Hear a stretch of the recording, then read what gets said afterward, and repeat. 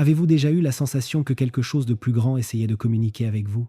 Comme si l'univers lui-même envoyait des signes, plaçait des indices sur votre chemin, murmurait des réponses dont vous ne connaissez pas l'origine, mais que vous sentez vraies? Peut être que cette vidéo est l'un de ces signes. Si vous avez l'impression que votre réalité est en train de changer, si les anciens schémas n'ont plus de sens, si une agitation grandit en vous, sachez-le, ce n'est pas une coïncidence, c'est un appel.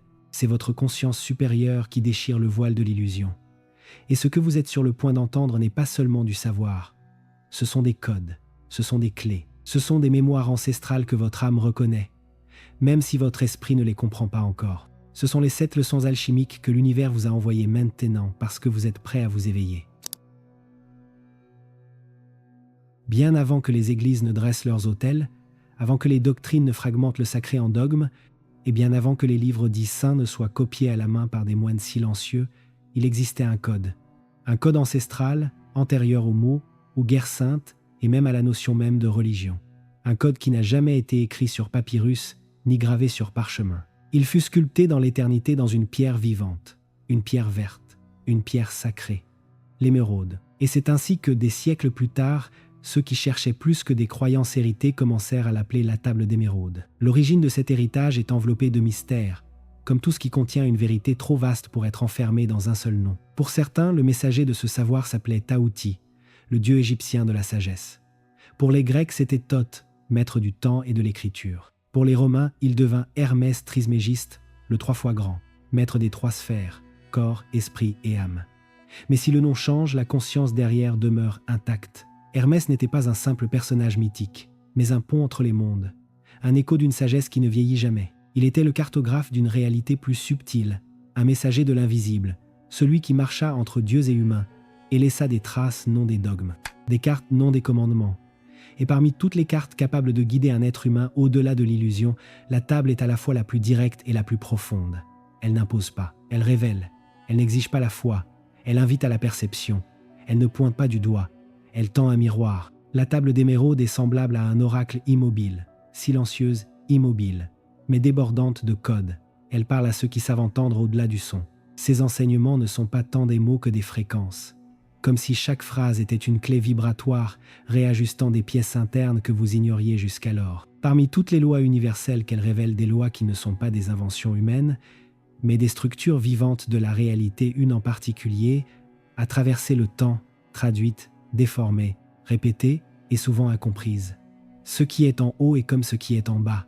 Pour beaucoup, cette phrase est devenue un mantra ésotérique ornemental, une formule jolie sur un t-shirt de marché mystique, mais son essence est infiniment plus profonde. C'est un mot de passe, un rappel, un code d'accès. Cette phrase simple comme une pierre et puissante comme un éclair dit ceci: tout ce qui existe à l'extérieur existe aussi en vous. Ce n'est pas une simple métaphore, c'est littéral. Les cycles des saisons, les phases de la lune, les mouvements des planètes, les rythmes de l'univers, tout cela a son équivalent en vous. Pensez-y. Et si votre cœur battait au rythme des marées? Et si vos pensées oscillaient comme les constellations? Et si tout ce que vous ressentez, craignez ou désirez n'était que le reflet d'une danse cosmique qui se joue en vous en même temps que dans les galaxies? C'est précisément cela que propose la table. Elle nous invite à reconnaître que nous ne sommes pas séparés du cosmos, mais intimement liés à lui. Chaque mouvement, aussi insignifiant qu'il paraisse, porte une résonance qui s'étend à travers des plans invisibles. Rien n'est accidentel, rien n'est isolé. Votre monde extérieur, les personnes que vous attirez, les situations qui se répètent, vos succès et vos chutes est un écran. Et le projecteur est à l'intérieur. La vie n'est pas un théâtre où vous regardez, c'est un miroir où vous vous voyez. Et c'est ici que commence la véritable alchimie. Oubliez l'image romantique de l'alchimiste entouré de fioles et de fourneaux, tentant de transformer le plomb en or. La véritable alchimie se déroule dans le silence des jours ordinaires, dans la manière dont vous traversez la douleur, la colère, l'amour. La transmutation n'est pas métallique, elle est intérieure. Transformer le plomb de l'ignorance en l'or de la conscience.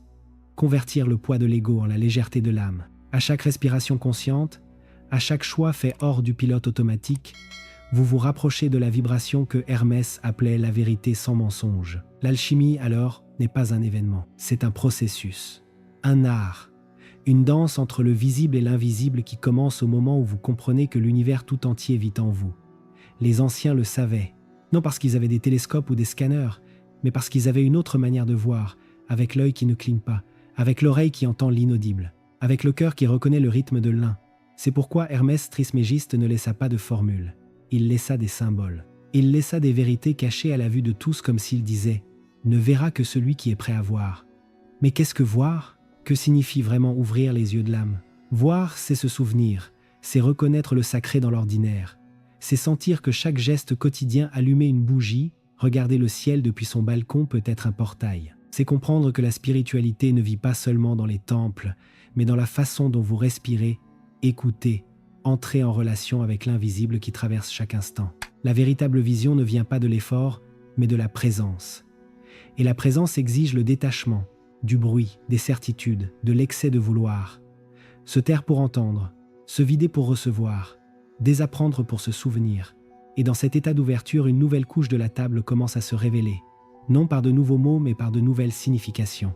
La même phrase « ce qui est en haut est comme ce qui est en bas » commence à vibrer autrement. Vous comprenez qu'elle ne parle pas seulement de la correspondance entre le ciel et la terre, mais aussi de l'harmonie entre ce que vous montrez et ce que vous ressentez, entre ce que vous êtes à l'extérieur et ce que vous êtes à l'intérieur. L'alchimie alors s'approfondit. Transformer ne signifie pas seulement élever, cela signifie intégrer, accueillir l'ombre avec la même révérence que la lumière, comprendre que le processus alchimique n'advient pas malgré la douleur, mais à travers elle. Et tout comme les anciens maîtres contemplaient le ciel pour deviner les cycles de la vie, vous commencez à contempler votre propre être. Car en vous résident des galaxies, des éclipses, des lunes pleines et décroissantes, des comètes de passion et des trous noirs de nostalgie. Tout vibre, tout est miroir, tout est symbole. Et alors, vous commencez à vivre dans un autre temps, un temps vertical, un temps où l'instant est éternel et chaque respiration devient une offrande. Et si vous vous demandez « Mais où est cette table aujourd'hui ?» A-t-elle été détruite, cachée, enfouie? La réponse ne viendra peu, être pas en mots. Peu, être viendra-t-elle dans le silence. Et dans ce silence, un souvenir se réveille. Peu, être que la table n'a jamais été une pierre physique. Peu, être a-t-elle toujours été un état de conscience. Et si tel est le cas, alors elle n'a jamais été extérieure. Elle a toujours attendu patiemment le moment où vous alliez enfin tourner votre regard vers l'intérieur. Et peut être que ce moment c'est maintenant. Mais ce n'est là que le premier voile. Il existe encore d'autres lois, d'autres couches, d'autres clés, et l'une d'elles peut être la plus transformatrice et cachée là où on l'attend le moins, dans l'art de faire taire le bruit du monde pour entendre le langage de l'invisible. Alchimie, bien au-delà de l'or. Oublie le stéréotype de l'alchimiste penché sur ses fioles et parchemins, tentant de transformer le plomb en or dans un laboratoire secret. Cette image a toujours été un voile, un symbole, un code. Le véritable plomb n'a jamais été un métal, c'est l'ego figé, la rigidité des croyances, la prison invisible des blessures non guéries. Et le véritable or n'est pas non plus un élément chimique, c'est la conscience éveillée, la liberté intérieure, la clarté lumineuse qui naît lorsque nous traversons le feu de la connaissance de soi. L'alchimie est bien plus qu'une expérience médiévale. C'est une carte symbolique du voyage humain. Un miroir caché qui reflète la grande traversée de l'âme en quête d'elle-même. C'est l'art de transmuter la densité de l'être en lumière, et ce processus ne se passe pas à l'extérieur, mais à l'intérieur, tout à l'intérieur, dans les recoins les plus silencieux et oubliés de notre monde intérieur. Imagine un instant que ton âme est une pierre brute, incrustée de couches, d'arêtes et de résidus accumulés au fil de nombreuses existences. L'alchimie ne vient pas pour polir cette pierre en surface, mais pour révéler le diamant caché en son cœur. Et pour cela, il faut plus que de bonnes intentions. Il faut du courage pour entrer dans la grotte sombre de la psyché, là où vivent les peurs, les masques, les traumatismes, les ombres que nous évitons de regarder en face. Ce chemin n'est ni linéaire, ni rapide. Il ne s'agit pas d'un saut spirituel où l'on se réveille un jour illuminé. C'est un processus, une combustion lente, une dissolution progressive de ce que l'on pensait être, jusqu'à ce qu'il ne reste que ce que l'on est véritablement. Les anciens alchimistes le savaient. C'est pourquoi ils ont codifié ce parcours en 4 étapes qui à première vue ressemblaient à des opérations chimiques. Mais en réalité, il s'agissait d'étapes de l'âme, des phases de purification intérieure que l'on retrouve dans toutes les traditions spirituelles du monde. La première est le nigredo, la nuit noire. Ici, tout s'assombrit. Les structures s'effondrent. C'est l'effondrement du masque social, la confusion, le chaos. C'est quand la vie te retire le sol sous les pieds et que tu sens que tu perds le contrôle. Pas par cruauté, mais par compassion. Car ce n'est que dans l'obscurité absolue que nous pouvons percevoir la lumière que nous portons à l'intérieur. Le nigredo est la mort symbolique de l'ego. Et toute mort, aussi douloureuse soit-elle, est aussi un portail de renaissance. Ensuite vient l'albédo, la purification. Après la tempête, une clarté, comme la rosée du matin après une longue nuit. Ici, nous commençons à distinguer le réel de l'illusion. Un premier souffle de conscience surgit, une légèreté. L'esprit ne crie plus autant, le cœur devient un peu plus fiable. Il n'y a pas encore de réponse, mais il y a de l'espace. Et cet espace est précieux. C'est là que les graines du renouveau commencent à germer. Puis vient le citrinita, l'aube de l'âme. C'est l'étape de l'illumination. La conscience s'élargit. Les connexions prennent sens. L'intuition fleurit. C'est comme si les pièces du puzzle commençaient à s'assembler. Ici, on ne cherche plus à l'extérieur ce qui a toujours été à l'intérieur. C'est un état de lucidité paisible où l'être commence à se mouvoir selon une nouvelle fréquence. Non plus celle de la peur, mais celle de l'amour, du sens, de l'alignement, et enfin, le rubédo, l'intégration. L'or de la conscience se manifeste, non comme quelque chose d'extraordinaire, mais comme quelque chose d'essentiel. Ici, l'être humain devient entier. Il n'y a plus de séparation entre lumière et ombre, entre ciel et terre, entre le divin et le quotidien. Tout est perçu comme une expression du même Un. Le chercheur devient ce qu'il cherchait. L'alchimiste se reconnaît comme l'or qu'il poursuivait. Mais ce processus n'est pas un escalier à marche bien définie. C'est une spirale. Parfois, nous retournons au nigredo même après avoir touché le rubédo. Et c'est parfaitement juste. L'évolution se fait par cycle, non par ligne droite. Chaque plongée dans l'ombre est une occasion d'apporter plus de lumière.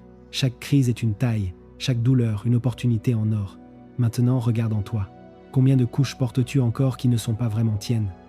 Combien de vérités héritées dirigent encore tes choix? Combien de parts de toi ont été réduites au silence pour que tu puisses être accepté, aimé, normal? La véritable alchimie commence lorsque tu décides de ne plus fuir ces questions et que tu commences à les habiter. Car tu es à la fois l'alchimiste, le creuset et le métal en transformation. C'est toi qui plonge, qui brûle et qui renaît. À chaque douleur accueillie, un pas. À chaque ombre intégrée, une nouvelle lumière. À chaque masque tombé, plus de vérité révélée. Mais il faut accepter le feu. Pas celui qui détruit, mais celui qui purifie. Le feu de la présence, de l'attention, de l'abandon. Celui qui consume ce qui ne sert plus non pour te punir, mais pour révéler ce qui a toujours été là, sous les cendres, en attente de toi. Et peut être, juste peut être. Est-ce maintenant le moment de commencer à écouter cet appel? Pas avec les oreilles, mais avec un cœur ouvert. Car la véritable transmutation n'est pas de devenir quelque chose que tu n'es pas encore. C'est de te rappeler peu à peu, avec humilité et courage, ce que tu as toujours été. Et cela, eh bien, ce n'est que la première étincelle. Le pouvoir cosmique activé, qu'est-ce que cela signifie pour votre âme? Ressentez-vous quelque chose d'étrange dernièrement? Une sensation subtile mais insistante que quelque chose a changé ou est sur le point de changer. Vous entrez dans un endroit et sentez que vous n'y appartenez plus. Vous parlez à certaines personnes et réalisez que la connexion s'est éteinte, comme une mélodie qui jouait autrefois en parfaite harmonie et résonne maintenant faux, distante. Des mots qui jadis vous définissaient vous oppressent aujourd'hui. Des chemins qui semblaient sûrs ressemblent désormais à des impasses. Et au milieu de ce silence étrange qui résonne à l'intérieur, surgit une impulsion. Inexplicable, incontrôlable, presque sauvage. Un désir brûlant d'aller au-delà, de chercher quelque chose de plus grand, quelque chose de vrai. Cela porte un nom, l'éveil. Et s'éveiller, ça fait mal. Cela fait mal comme rompre avec un rêve magnifique mais mensonger. Comme ouvrir les yeux au milieu de la nuit et découvrir que tout ce que vous croyez être n'était qu'un masque. Cela fait mal parce que l'éveil n'est pas doux. Il ne demande pas la permission. Il arrive comme une tempête, arrachant les voiles que vous avez passé votre vie à coudre avec précaution. Et quand vous voyez avec les yeux de l'âme et non plus ceux de l'esprit quelque chose en vous ne peut plus jamais redevenir ce qu'il était. Vous réalisez que vous n'êtes ni votre nom, ni votre profession, ni la façon dont les autres vous perçoivent. Rien de tout cela n'est vous. Tout cela n'est qu'une coquille. Un costume temporaire, conçu pour correspondre au théâtre social auquel nous participons tous.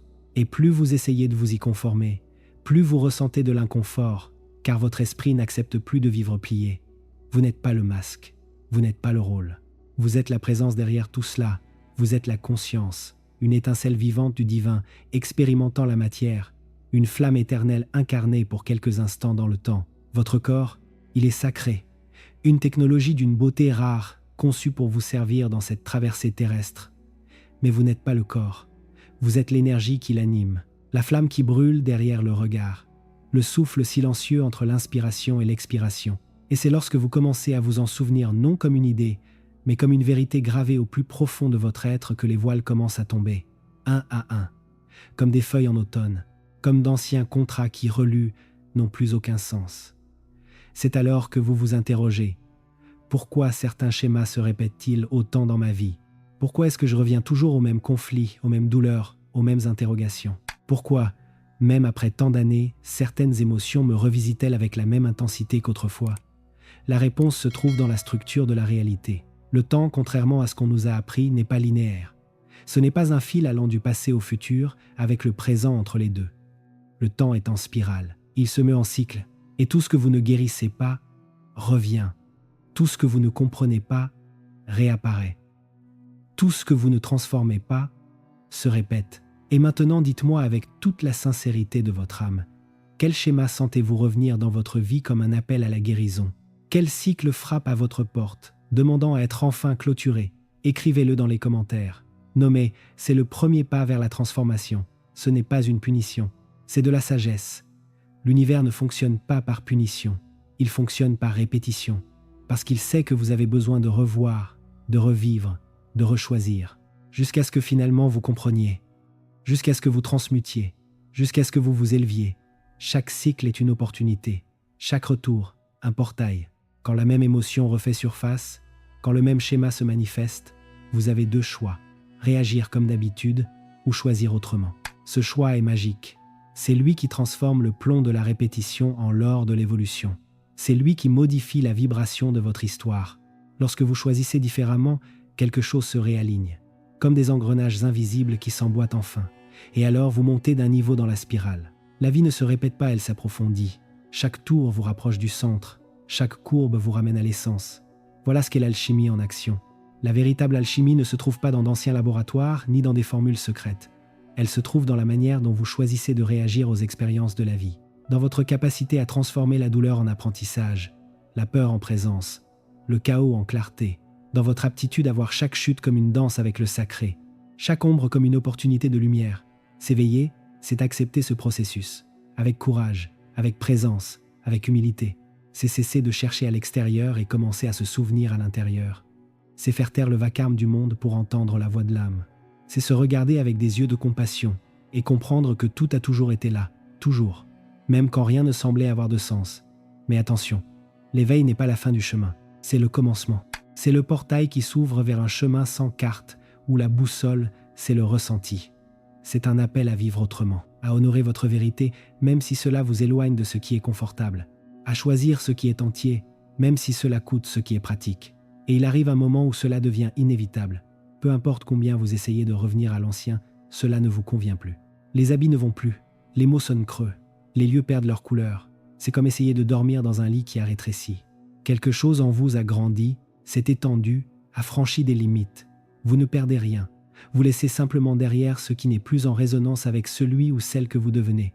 Et peut-être, cela fait encore mal. Mais maintenant, c'est une douleur avec un sens. Une douleur qui purifie, qui libère, qui ouvre un espace. L'éveil n'est pas un événement, c'est un processus. C'est comme renaître mais consciemment. C'est saigner par l'âme jusqu'à refleurir à un autre niveau de soi.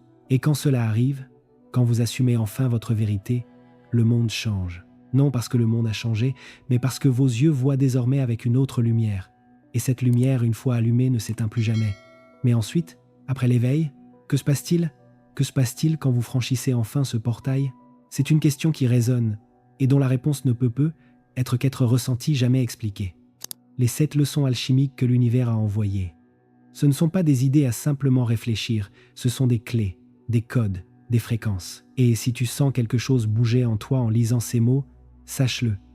Ce n'est pas une coïncidence, c'est une résonance. Chaque mot ici porte une vibration, chaque leçon, un chant vivant. Ce ne sont pas des concepts à mémoriser, mais des activations qui agissent en silence, comme des graines ancestrales qui s'éveillent sous la bonne lumière. Et si tu es arrivé jusqu'ici, maintenant à cet instant précis, c'est parce que quelque chose en toi est prêt à se souvenir, prêt à ressentir, prêt à se reconnecter à ce qui a toujours été là, même endormi.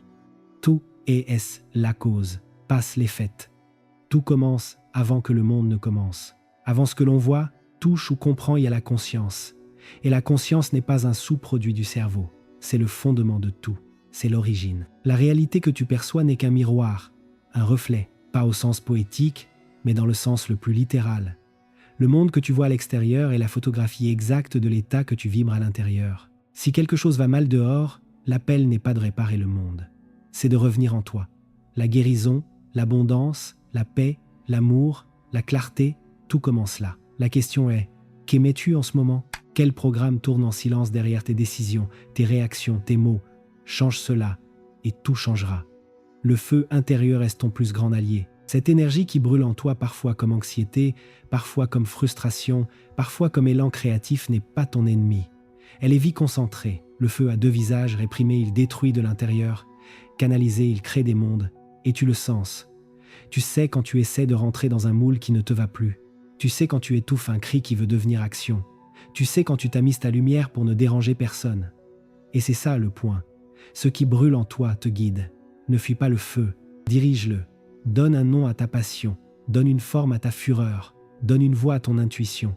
Utilise cette chaleur pour transformer, pour bouger, pour créer, pas pour te rendre malade. L'équilibre est la loi suprême. Tout ce qui est vivant danse entre deux pôles, jour et nuit, inspiration et expiration, contraction et expansion. La vie est faite de rythme, non d'extrême. Tu n'as pas besoin d'être toujours bien, toujours productif, toujours disponible. Tu as besoin de rythme, parce qu'un excès de lumière aveugle aussi, et un excès d'ombre consume. Le juste milieu n'est pas un lieu neutre, c'est un lieu de sagesse. Tu peux tout ressentir sans te noyer dans rien. Tu peux agir avec fermeté sans perdre ta sensibilité. Tu peux rêver grand et pourtant marcher les pieds dans le présent. Le secret est de savoir danser et non de rester figé dans un seul pas. Ta voix façonne ta réalité.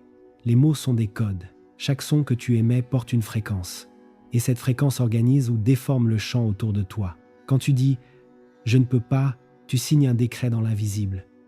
Quand tu répètes « je suis comme ça », tu solidifies un schéma qui ne t'appartient peu, être plus. Mais, et si tu commençais à dire « je suis prêt », « je permets », « je choisis », « j'ai confiance ». Ces simples déclarations, quand elles sont dites avec présence et intention, ont le pouvoir de reprogrammer le champ. Tu n'as pas besoin de savoir comment. Tu as juste besoin de cesser de maudire ton chemin avec des mots inconscients. Parle comme quelqu'un qui crée, parce que c'est le cas. L'ombreux est un portail. Il y a des douleurs que tu balayes sous le tapis intérieur depuis des années. Des traumas que tu déguises en humour, en distraction ou en productivité excessive. Mais tout ce qui n'a pas été accueilli attend. Et plus tu fuis la douleur, plus elle te poursuit. Plus elle se manifeste dans des schémas répétitifs, dans des relations qui font mal, dans des maladies qui parlent. L'ombre n'est pas le mal, c'est la carte. Elle montre où tu t'es déconnecté de toi, où une partie de toi est restée figée, coincée dans le temps. Ouvre ce portail, entre-y avec courage, et au lieu de lutter contre l'obscurité, demande-lui « Que veux-tu me montrer ?» Ce que tu crains d'affronter peut être exactement ce qui va te libérer. Ton corps reflète ton âme, chaque douleur musculaire, chaque migraine, chaque pression dans la poitrine. Tout a un écho plus profond. Ton corps est ton oracle et il ne ment jamais. C'est le canal le plus direct vers ton inconscient. Si tu fais taire ton mental et que tu écoutes, il te dit tout. Où tu résistes, où tu portes plus que tu ne devrais, où tu as cessé d'être toi pour t'adapter. Quand quelque chose fait mal, au lieu de chercher un remède, pose une question.